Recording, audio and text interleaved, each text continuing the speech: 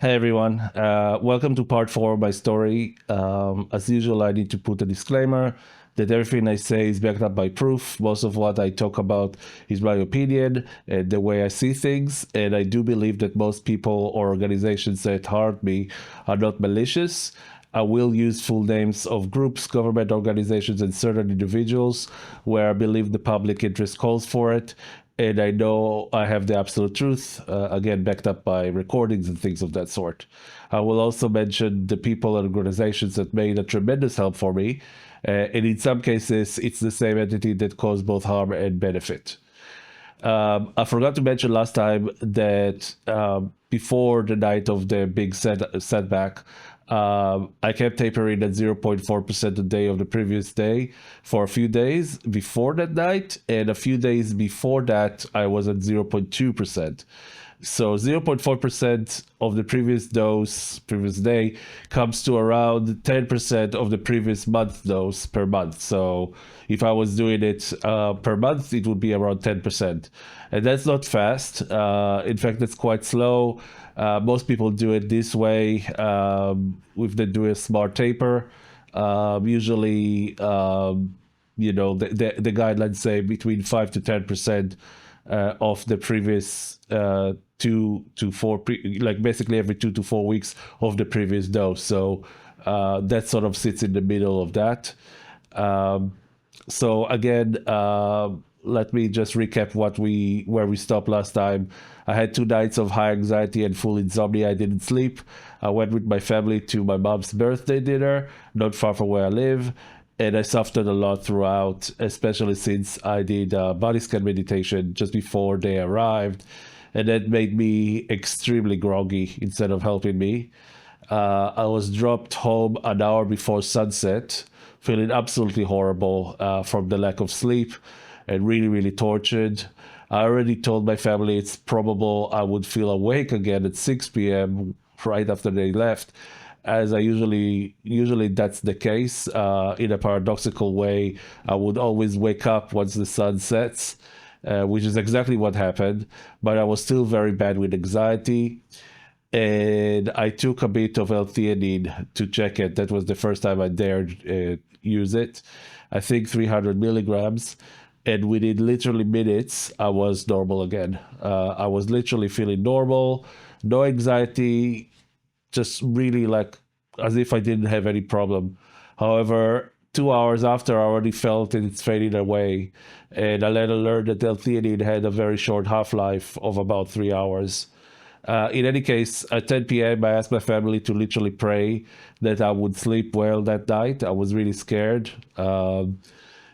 Basically, that night, I once again fell asleep, only for the nightmare scenario to materialize again, basically to manifest. Literally, I woke up an hour later into the nightmare, hallucinations, delusions, and panic. It's hard to explain logically what it's like because it's not logical. I was looking at the wall from bed, and it was as if my knowledge of myself was wiped out, and I was sure I was in some sort of dimension of horror, like I'm doomed, basically. I then once again got up and started to walk up and down until I got out of it. I then once again tried to go back to sleep, only to have delusions every time I try to, for example, thinking my CPAP machine cord was some sort of an ancient jewelry artifact that belonged to my nephew, who was a knight in England, and we somehow betrayed the kingdom by taking it, and I was doomed. It was as real the minute that I closed my eyes and started to get back into sort of like half asleep. That's what I was thinking, and I was basically had to wake up again fully to stop that. I really don't remember the exact details though, but along those lines. Or started to see some closed eyes movies that ended in a hypnic jerk like before. When the sun came out early around 5 a.m., after a horrible night where I basically made myself stay in bed despite this psychological and physical torture, to somehow sleep a bit, like try to at least be in in a half asleep state. and I was really scared I would literally die from no sleep. I told my sister, who woke up early, what was happening. She always wakes up at 5, usually. She said that she's going to her Reiki / massage therapist, Julie, the one who tried to help me before, at around 11 a.m., I think, and she'll try to get me to talk to her. In the meantime, I begged my family, so my sister, my other sister, and my mom, uh, to find Agmatine. After seeing in loops a video about supplements that can help, which this young guy in the channel called Eonutrition, I think it's called, talked about supplements that help. It's supposed to help in benzo withdrawal, and I've never heard about in the groups at all.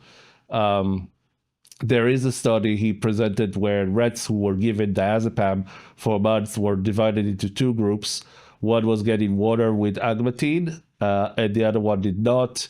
The group that drank it had no withdrawal symptoms, while the other group did.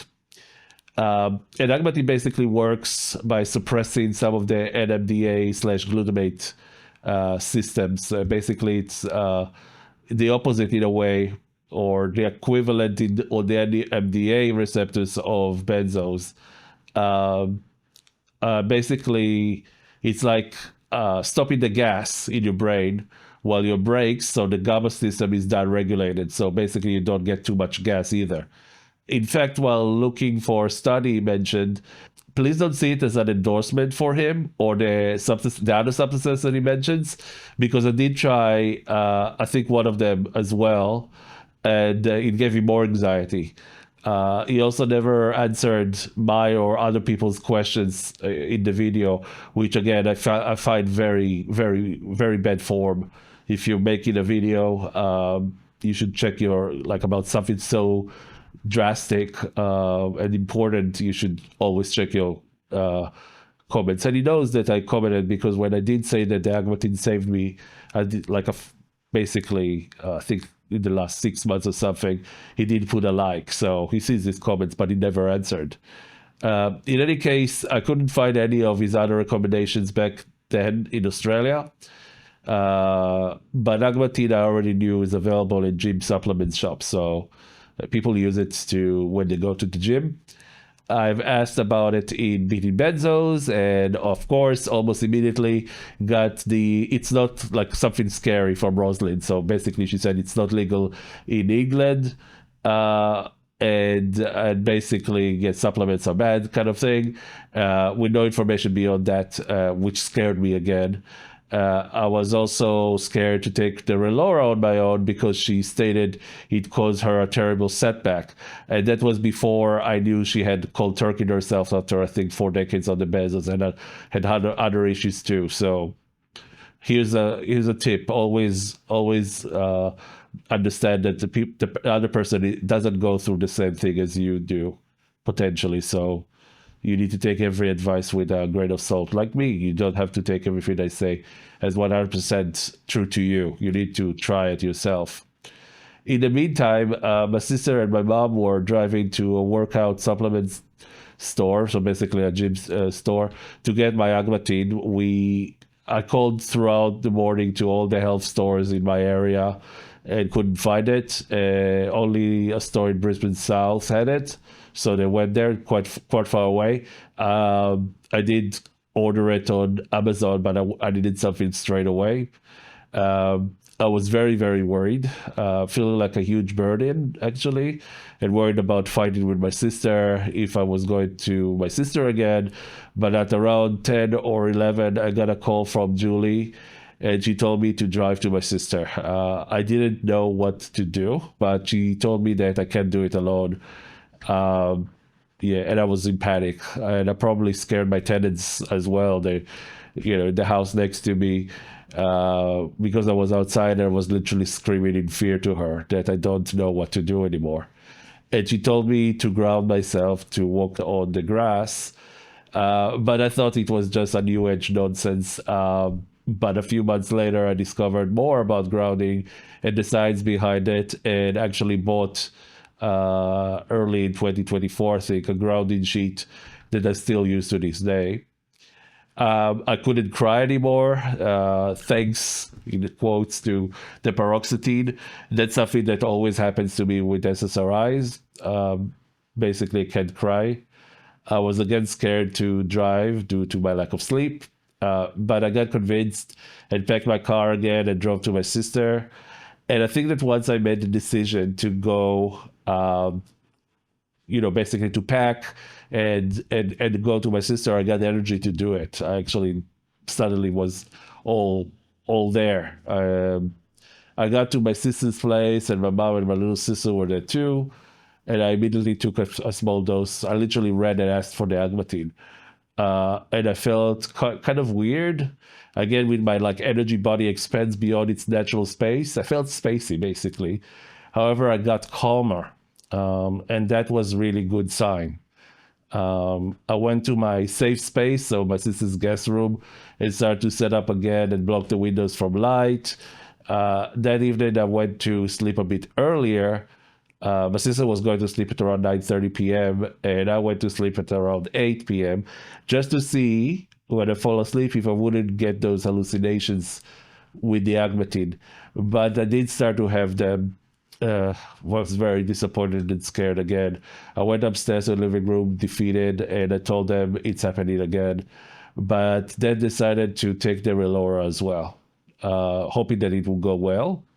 I waited an hour, and then I tried to go to sleep again, and I fell asleep properly. I actually fell asleep, and I had no problems with those night terrors things. I slept until 4:24 a.m. Actually, recorded exactly the time I woke up. When I woke up and I couldn't sleep again because of restless legs, basically. And in the next week, I became better. I didn't take the relora again, but I kept taking the Agmatine. And ever since then, I took between 1 to 1.5 grams twice a day, so about 2 to 3 grams a day, and never had the horrible electricity in my limbs or jelly legs all throughout my taper or after. So that completely stopped. During this time, I also started to look at doing hypnotherapy. Um, I did an initial course to become a hypnotherapist before. I'm very interested in it, and I really love being hypnotized. I did a lot of also lots of guided meditations before. I made an app in the past for guided meditations, but I was looking for someone who will understand my issues, specifically the challenge of being gay. I wanted someone basically around my age. There were not many options in the Gold Coast. And I won't go into too much detail in this video. I'll probably make another one. I will make another one, probably for sure, actually. But in the end, it didn't help. I don't think that the hypnotherapist I chose was very competent, to be honest. Despite being very nice and understanding, very, very supportive. I did 6 sessions, something that cost me, I think, $1,200 Australian dollars. He was young and seemed to have used a technique that definitely didn't put me into a deep hypnotic trance. We only used the classic technique once, I think, and it was never beyond very basic, so almost meditation-like level. Before him, I called someone very old, and I didn't think I would be able to open up to him about my sexuality. And when I did talk to him, he seemed very angry that I didn't book right there and then before asking questions. So I basically asked him a lot of questions, but he was like, yeah, he was like, are you going to book or not? Or something like that. That came across not very, not a very good way to talk to someone, especially, to pressure them. Um, I was doing self hypnosis with a track that I bought specifically for benzo withdrawal, but the script didn't make any sense. It was very much like, the benzo is a guest, it's a bad guest in your house, and he's taking more than he's giving, and you need to get rid of it, but you do it slowly. And the whole idea was that, for me, that hypnosis would change the way that I look at things, like basically on the subconscious level, eliminate the withdrawal symptoms. That's what I was hoping to get. I was also trying to do tapping quite a lot. Was recommended to do that, and it didn't help much either. What did help was doing Qigong in the morning, which was surprising. I never thought of it so much, but my mom, recommended it to me. She does it every Monday for like a full hour with a group. Um, and it gave me a YouTube channel with a really nice guy that did quick practices for morning energy, and it really helped me, especially after a tough night. So in the meantime, I was still in the Facebook groups, and one day a lady, I will call Bella for this story, someone who was cold turkey and suffered immensely, said that someone literally saved her from the horrible withdrawals within days. A lady named Kristin, and she is looking to help other people too from the Benzo group for free. Uh, a lot of people, especially very hard people who are going through severe symptoms, some suicidal to be honest, jumped on this in excitement. Me too. And and I just want to mention also that that lady was in another group dealing with another health condition, and so it wasn't like a benzo specific what she was trying to, what she was helping the other lady with, um, and yet she was certain she could cure everyone with her system for free, which was red flag number one, I guess. I'm going to mention the red flags now. She wanted us to join a Telegram group she made for us, which is red flag two. Um, Telegram is a platform where basically you can just delete everything you've done uh, without anyone ever knowing what was there anymore, and kind of like secure system. There were about 10 to 15 of us there. We would have voice chats every evening US time, which meant every morning for me. She also said those voice chats will be recorded so we can hear them after we miss them, or if we want to hear them again. At the beginning of the second day call, because I've joined the second day, I've befriended a very nice man there. We'll call him Rob, whose mother is originally from Israel. We'll call her Rachel, and was in the group as well to oversee things for him, I guess. He was very badly harmed with many debilitating physical symptoms and strong anhedonia from a range of issues, including psychiatric drugs. And he was feeling quite suicidal, telling me often that he wants to unalive himself. At the first hour or so, she came across as quite a strong willed woman to me and quite smart. But that changed. Even on that first day, she said it would only be about 30 minutes, and it ended up being hours. And what triggered me was when Rob, who was quite shy, dared to ask a question, uh, literally asked her to ask a question. She said yes. Uh, she blamed him for the call going over time for even asking the question, and quite humiliated him, to be honest, for something that was not even his fault. That was a big red flag.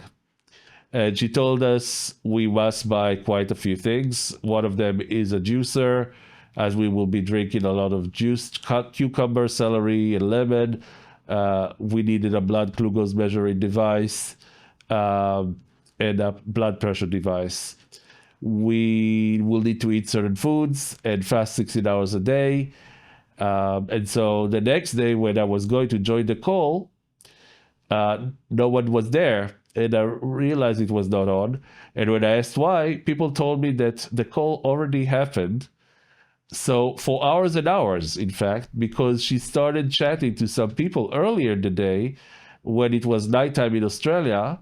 And then they decided to make a voice conference, and that was it. Basically, she said, "Oh, it was already like we already talked, so let's do it," without including me and probably a few other people. I was very frustrated by this, but was told that they really didn't talk about much. Later discovered it was mostly ranting about COVID vaccines. She was very anti-vax, red flag 4 or 5 now. because the next day, once again, the call was supposed to be 1 hour or 30 minutes or whatever.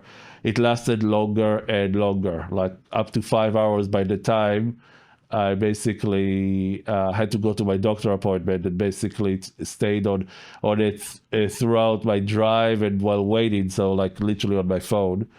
Um, and during that time, while I was waiting, I made the horrible mistake, and I asked her very politely, because I was already scared of her reactions, what her credentials were. Uh, that's a very legitimate question, but that triggered her massively, and she started to get angry and defensive and didn't actually answer the question, just telling us that she spent years trying to save her mother, basically for 2 hours, telling her backstory again and again, which is a legit remark, but refused to, answer this simple question. She didn't actually say. Rachel contacted me during that time just to let me know, in case I'm, because I was in bad state and I thought maybe I did cross a line, that my question was completely legitimate, and that it makes her wonder why she wouldn't give a straight answer. The next day, she asked us to take 1 teaspoon of nutritional yeast every hour of the day, or every hour. Yeah, and I was shocked by this. Nutritional yeast is very healthy, and it's full of vitamins and minerals and everything that you need. But some of those vitamins that, if you eat them too much, like niacin, a B vitamin, is actually dangerous for you. And that was by itself, what she said was provide me around 3,000% of my daily requirement.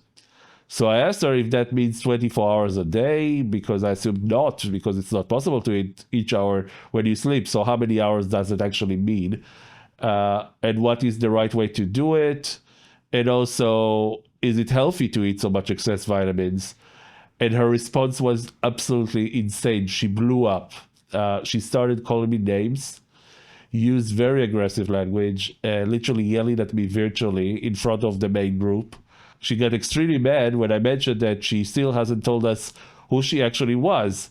If you Google her, nothing comes up, and she was never in the Benzo groups. So she called me oversensitive and then kicked me out of the group.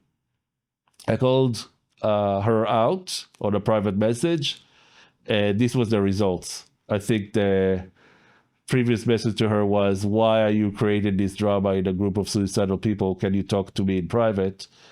And that was the response.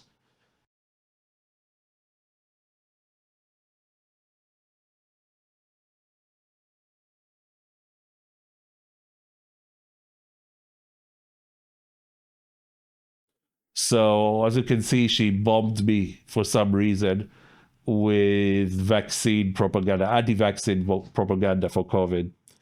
Now, for context, just to understand, this lady has no idea if I was vaccinated for COVID, what my beliefs were, or anything like that. We didn't talk about it. We didn't even really talk, like about COVID at all, I think. Her flood of messages about the vaccines came out of nowhere. Uh, as far as she was concerned, I might have been also an anti-vaxxer, so there was really no context for it. Now, in my opinion, just to tell what I think, the vaccines were not perfect at all. Uh, but it's also not perfect to have your parents dead, or yourself dead, or suffering from long COVID, or being hospitalized on a ventilator, or, all the horrible things that happened when the Delta was around. If that triggers you, I'm sorry. I'm not fanatic about it. I know very well some people got harmed by them, but at the end of the day, they saved lives. And I just know that when there is a war, and the only option is not ideal to save yourself, or basically the economy and the people in Australia from annihilation, in a way, you do what you do. You take the not ideal option.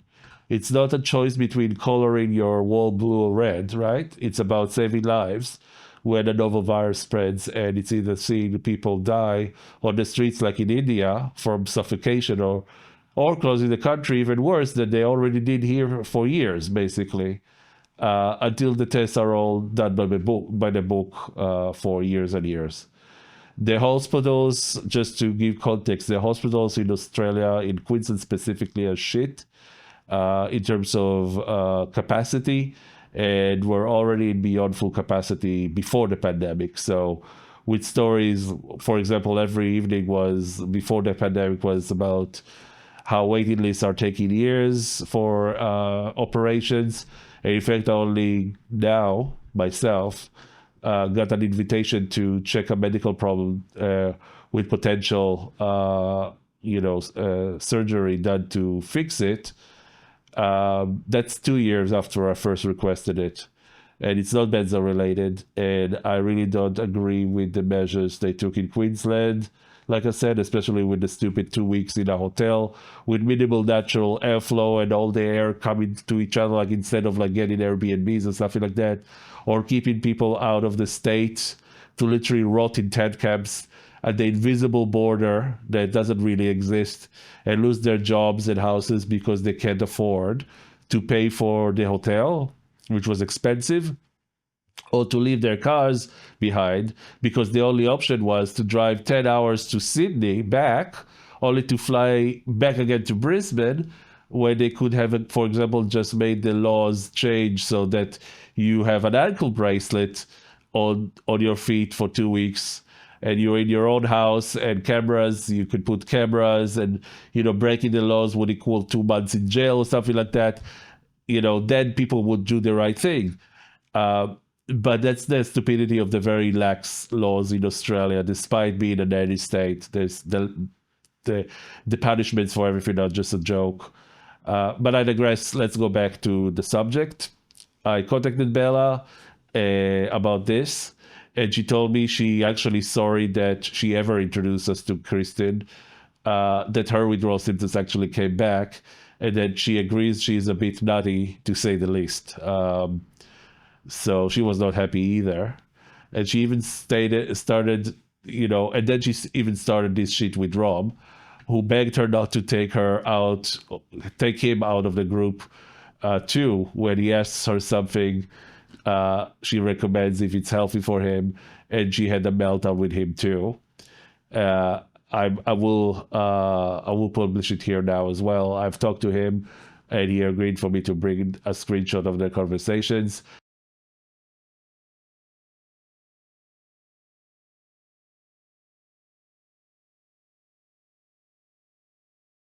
Now, only a week after this, she closed the group while blaming everyone in that they are responsible. Uh, those were a lot of much more suicidal people than Rob. People who were also CT'd or were very, very bad, non-functional at all.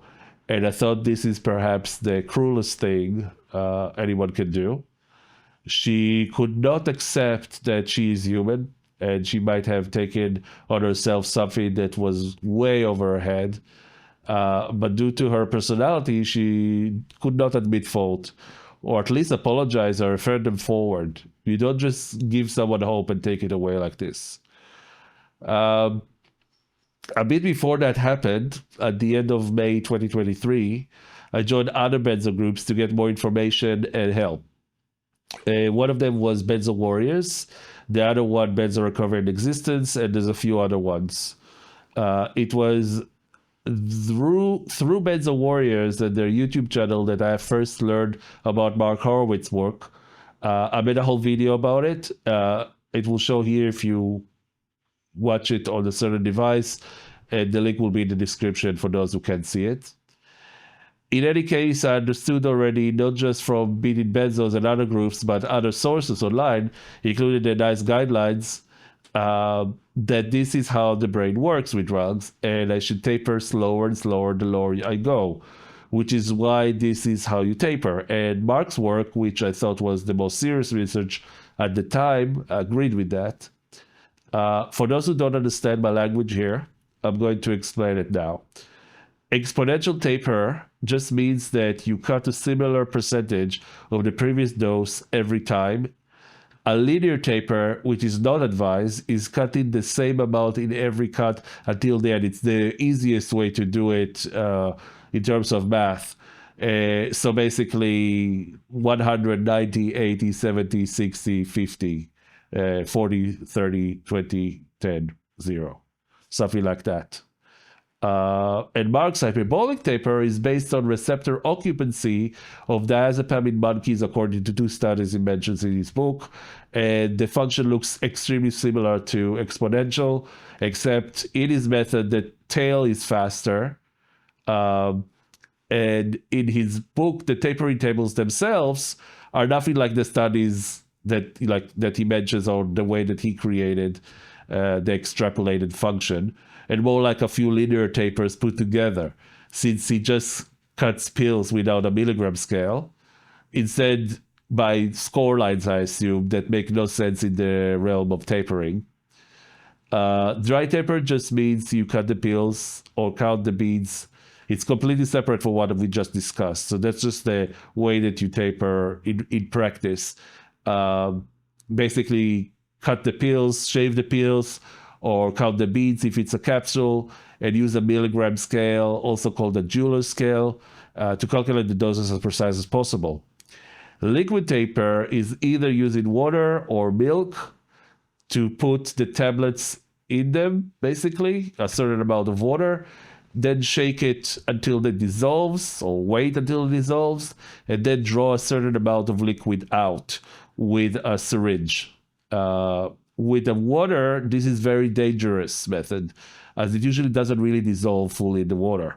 It just creates a suspension of sorts of tiny bits of the drug that quickly falls down after a good shake into the bottom of the vessel you use, like a cup or something.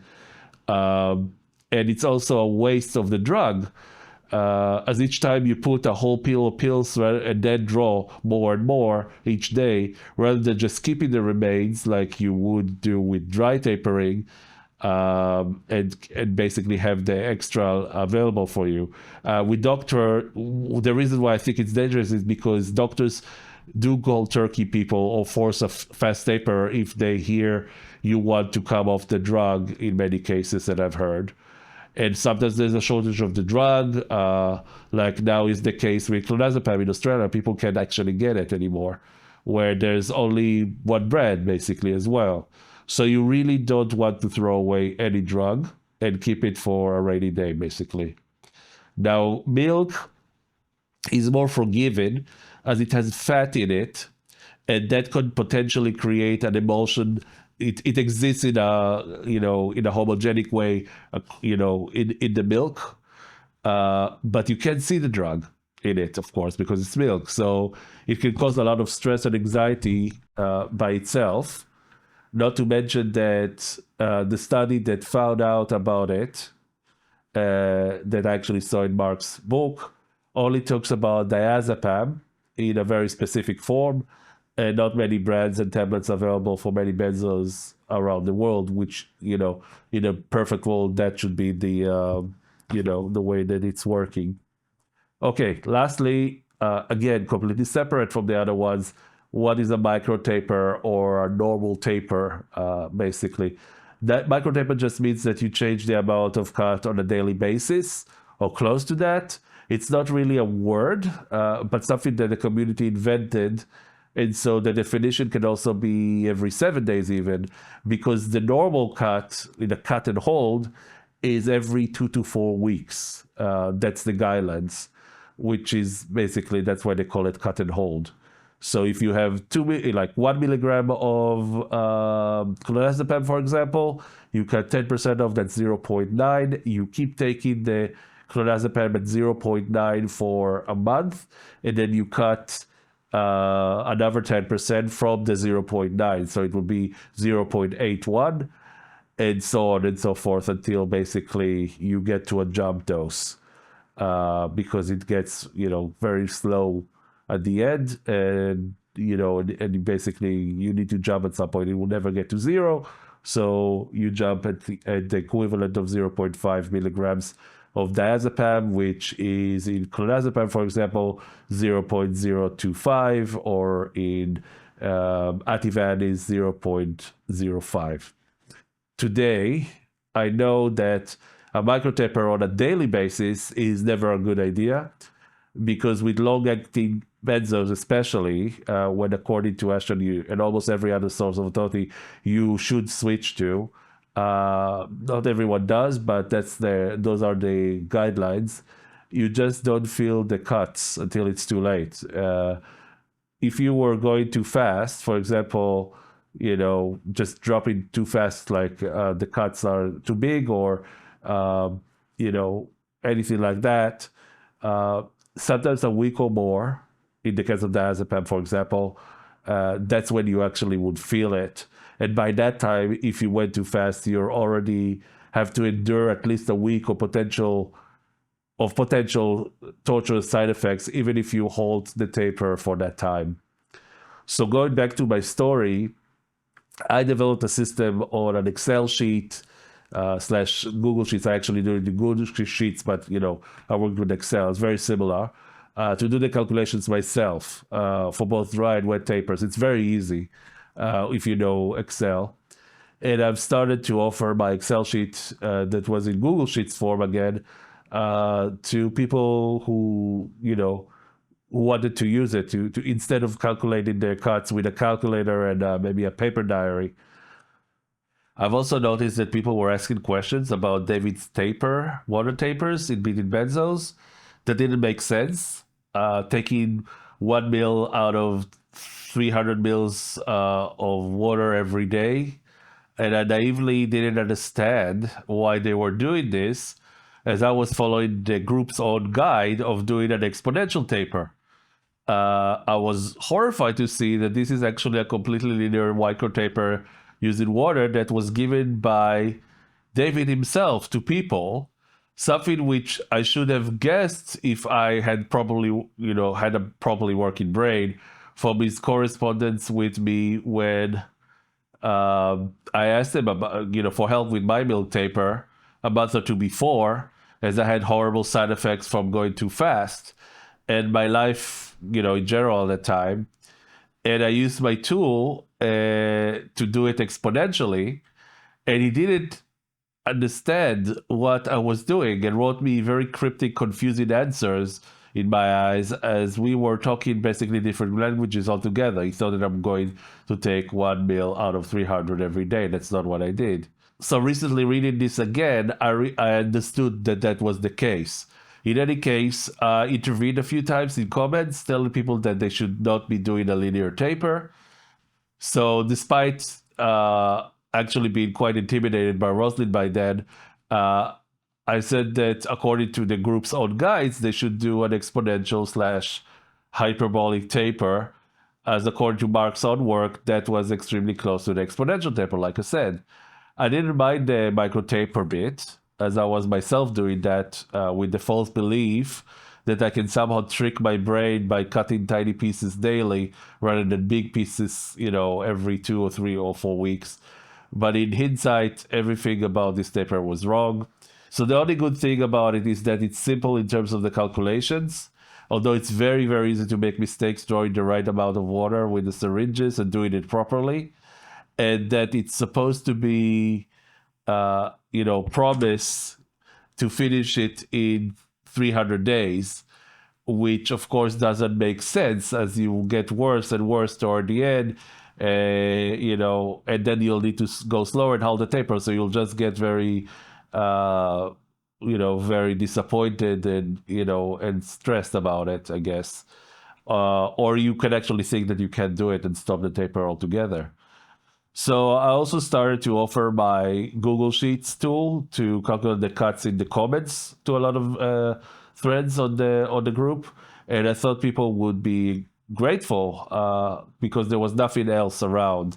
I actually Googled it and tried to find things, but they were all linear, and and I didn't want to make it originally myself because I was just so much so tired and so scared, and it was Even something so simple for me now was really hard back then.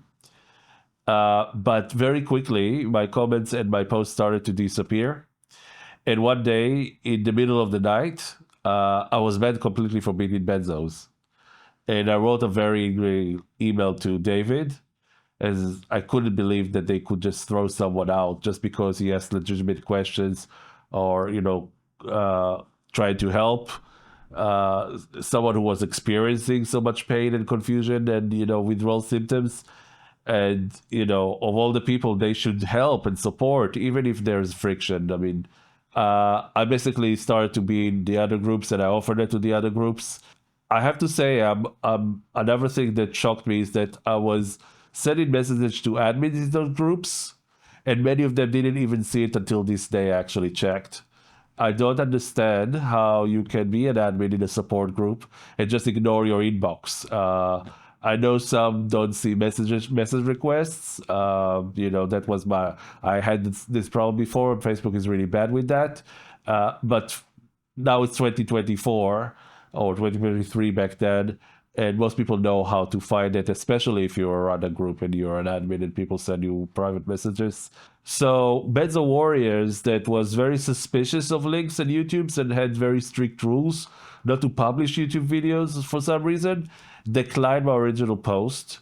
But I was able to contact the admins and mods, and they watched my video of the spreadsheet, and they were impressed by it, and they adopted it. And that was the official, till recently, the official guide that they were using for people to taper. And I was even told at some stage that they save people from David's tapers sometimes. Uh, I've also contacted the admins in Benzo Recovery Existence, another big Benzo group, but only one of them came back to me. And she praised me and added me to a chat group with other Benzo Harm people. And we would do an almost daily video call, sometimes for hours, just to pass the time and to be there for one another. And I'm trying to actually create this kind of thing right now as well. It's not ideal, of course, because we were all benzo harmed and suffering and not always doing the right things by each other, triggering each other. But it was good to talk to people who understood what we were going through, and it was nice to have that kind of support. Now, during this time, there were new waves of COVID, as well as many other diseases that came back in force after the pandemic. And I was too afraid to get a booster given my situation, but was even more terrified to get any virus in my state, as I literally felt that I can't take more than this, and worried it would hurt me badly, basically, if I, for example, had to take antibiotics.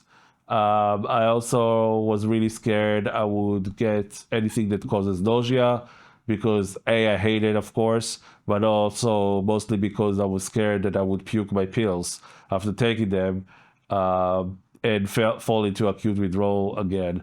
So that just means that the drug is completely or mostly out of the system, what the acute withdrawal is. So I mostly stayed around my house and I rarely went shopping.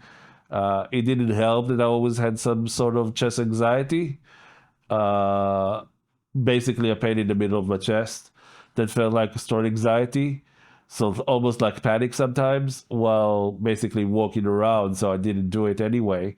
And I was scared I would panic in the store, for example, and felt jealous of everyone around me just going around doing their thing with no fear and no problems.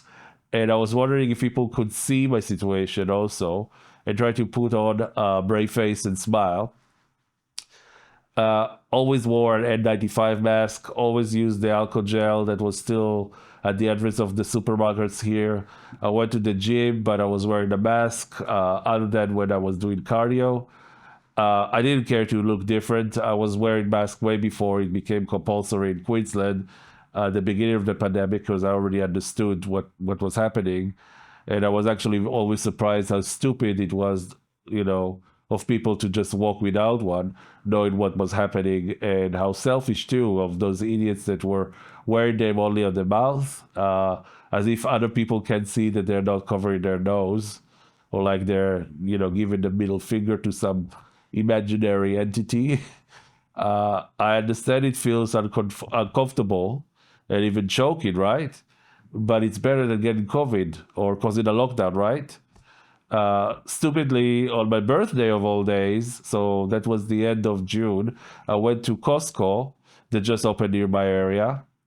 And in Australia, they are quite rare and usually far away. So it was exciting to see what they offer. I was wearing a mask, but there were so many people there, some of them visibly with respiratory symptoms.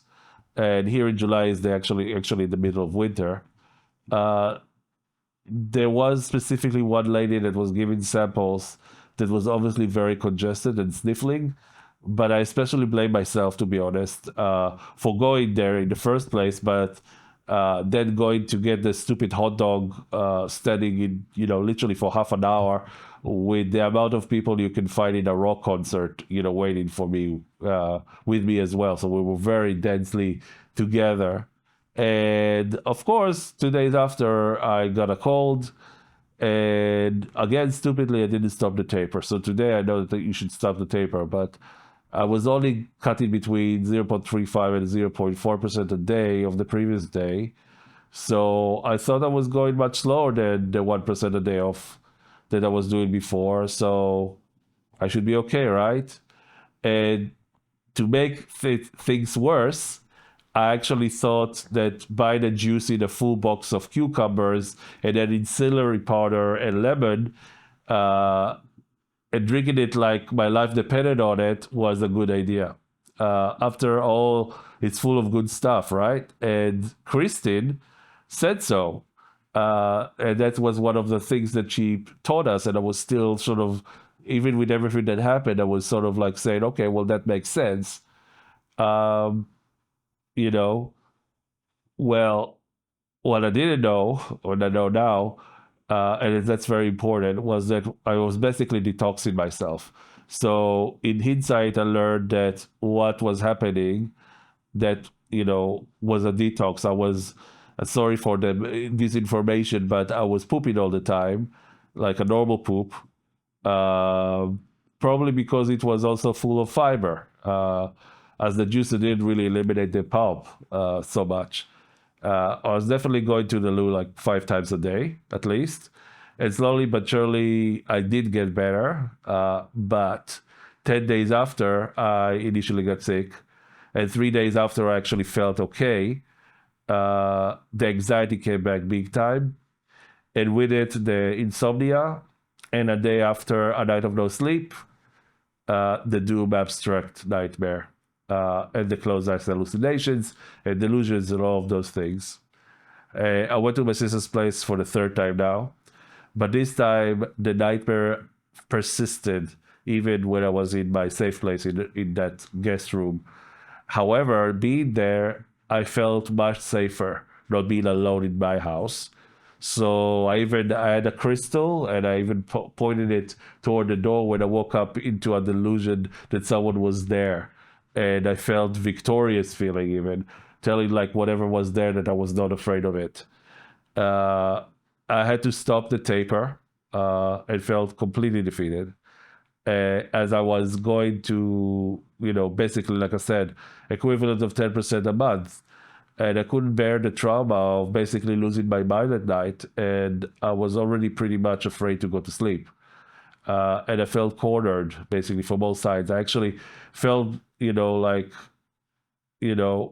I'm escaping a monster while walking on a thin line between distant buildings, and anything and everything can topple me like down to the ground. I have found out one afternoon of another service called Reconnexion. Uh, it's the only available benzo tapering help service in Australia, and it's in Victoria. And unfortunately, it's funded by the Victorian government and not the federal government. So I've called them thinking that I found the best thing ever, right? And they told me for the first time in Australia, they followed a slower tapering regime of 10% off every 2 to 3 weeks on their, in their case. She was very compassionate and listened to me and actually listened to my story. She disappointed me by saying that this service is really only for people in Victoria, but then they do answer questions for people from all over Australia, and then I can call them, and then they don't discriminate in that regard, like for a phone call. So if I have a problem, I need to talk to someone, I can always call them. But also that unfortunately she can't provide me with a physical meeting with a benzo coach, which is something that they did for people in Victoria, like every week, because the state government pays for it, basically.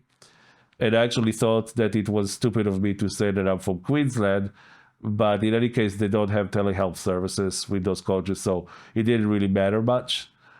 She did send me a lot of resources on tapering that I didn't have before, and they also called me out of the blue, actually, a few months later to see how I am, despite not living in Victoria and all of that. And to be honest, it's something that no other service did, perhaps other than the original telehealth service that I was using with HIF that called me when I was in the hospital, like I said, I think in the part 1 or 2. By that time, I had also started looking at a guy named Peter Smith videos on benzo withdrawals around the same time as I was working with Kristin. From looking back at the conversations, and he was offering a lot of things that were supposed to help too. His videos showed a rather quirky Englishman explaining about his bipolar journey and the systems he developed to help himself and others to manage their bipolar with natural supplements rather than drugs. He talked about how for most of his life he felt very suicidal, and how he discovered from a university colleague or a professor there while he was there that psychiatry was basically based on random substances that people found that they don't really know how they work, and basically it's just a guess game. He also made a video about benzo withdrawal management using his system that included a lot of supplements and other things that I was watching in loops, basically, where I could actually watch things. I've actually asked about him in the Beating Benzos group again before I was kicked out, and immediately got a very scary response from Rosalind, saying that he was a very dangerous man that doesn't understand benzo hard people because he didn't go through it himself, and she can't say more than that. And then she closed the thread, as we already discussed. That's something that happened a lot. But then I was already so annoyed with her attitude and was so annoyed that she closed the thread instead of letting me find other people that actually use the baby, that it convinced me that, pursue contacting him.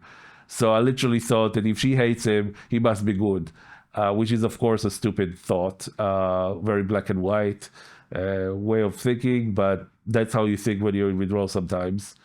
And I found 2 people that said that his protocol to take things, they already knew were not doing them any good. Like they actually were doing worse with that. And there was one person who said that he helped her husband a lot. And that quote was, "We would still be counting and measuring pills now if it wasn't for him." So that actually granted her a quick ban, I think, for one of the groups, just for saying that. However, a few red flags were immediately obvious with him too. So he had no reviews on Google, despite doing this for a very long time, so a few decades, according to him. And I could find very little about him in Google. And in the groups, I did find a few posts about him, but with very little answers. So people also asked, "Do you know this guy?" And very people, replied. And it was never like, "Okay, I used them. This is what I found." Yeah. And the only people that actually knew about him, to be honest, are people in my chat group that they actually called him Dr. Peter or Dr. Smith, despite him not being a doctor at all.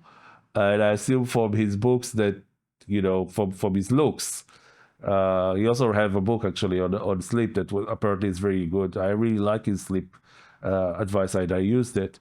But yeah, he looks like a nutty professor a bit, I guess, because that's what they told me. Like one of the ladies described him as this smart, crazy professor, and they were listening to him and sometimes, doing some of the things that he said.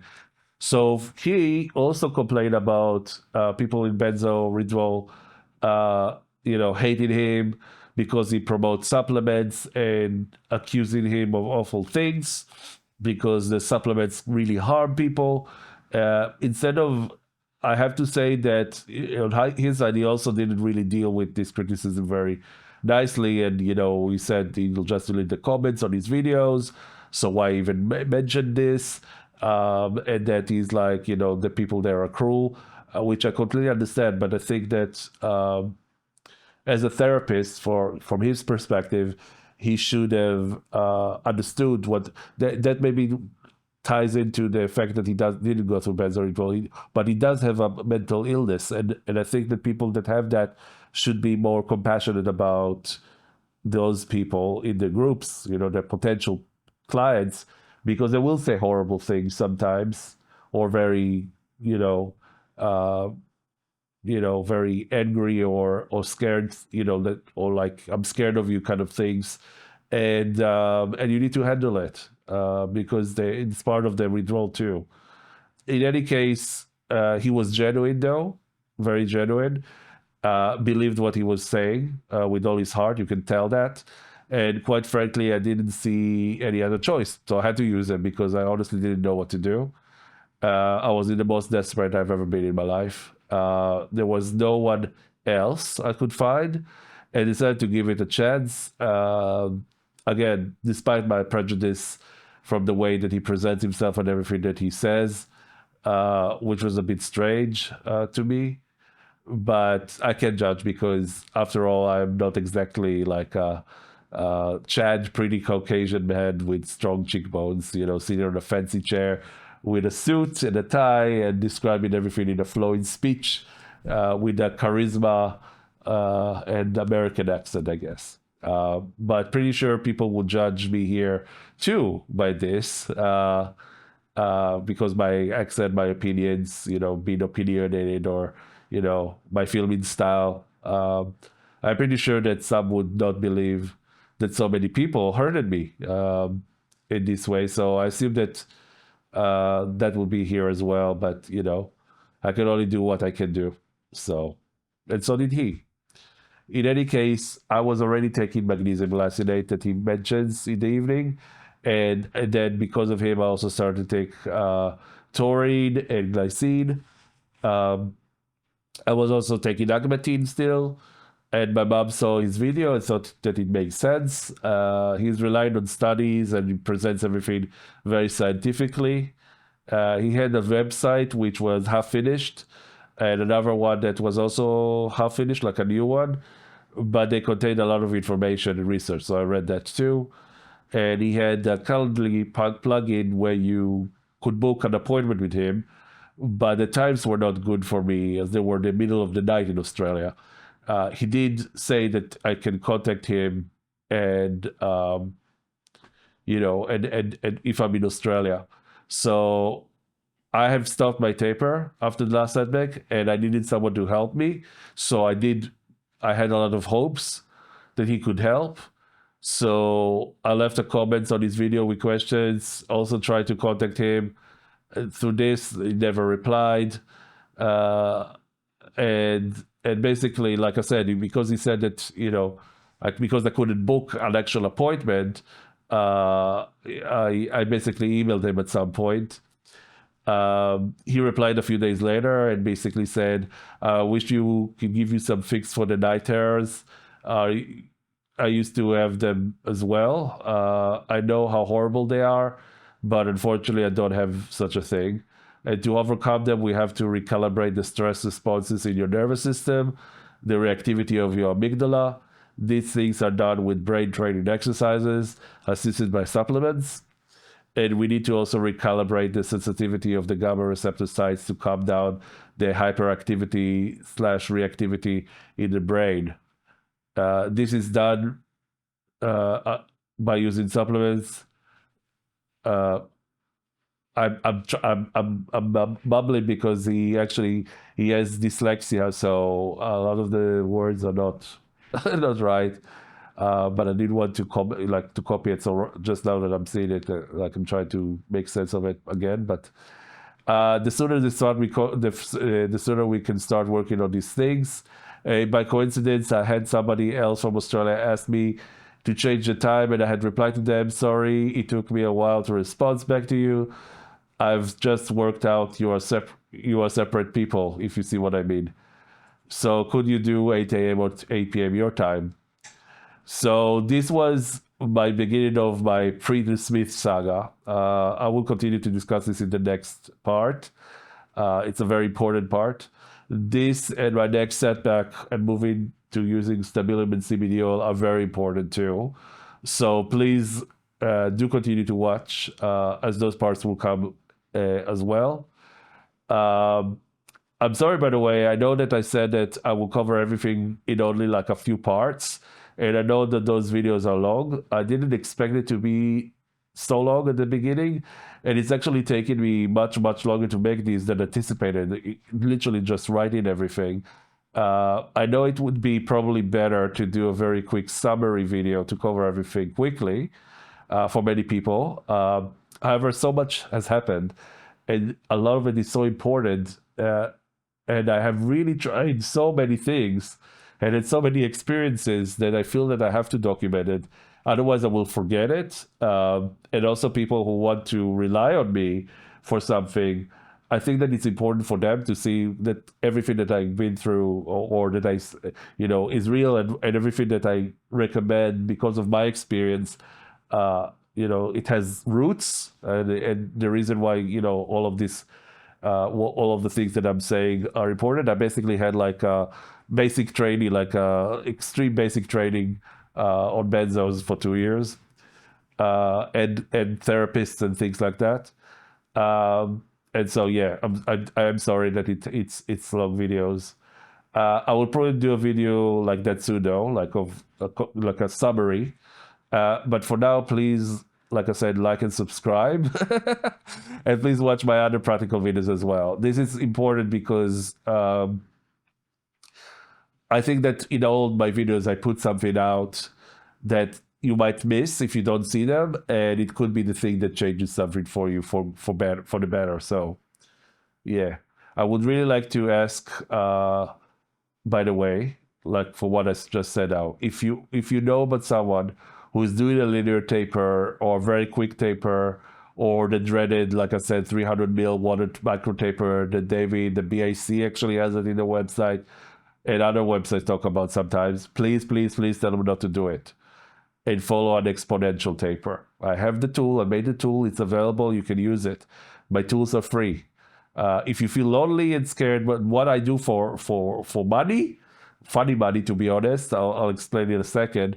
If you feel lonely and scared in this, and you need further support, I can help by creating the taper plan for you, with your help, of course, because I'm not a doctor and not I'm just using the system, and I'm just helping people to hold in their hand basically in doing this.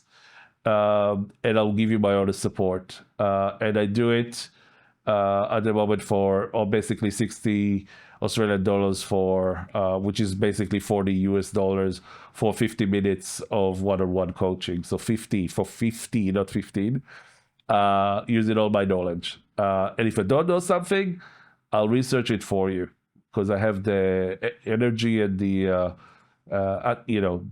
cognitive ability to do it for you. And if I need to advocate for you, I'll do it as well. If you need me to talk to someone or give you resources that you can take to someone, I can do it too. I can talk to your family. I can basically explain to people what you're going through. And if I can't do something, I'll find someone that can. I won't leave you just hanging. I'll find someone that can help you. And I keep learning new things every day as well. So I will always be looking for the truth and something that can help you. And I will always be compassionate and understanding. You can contact me anytime you want. I'm here to hold your hand. That's my goal. So if you want to learn more about this, you can contact me. I have my contact details in the description as well. Again, thank you so much for hanging on. And if you need to talk to me, please feel free to do so. I'm here. Thank you so much, guys. Have a good day or good night.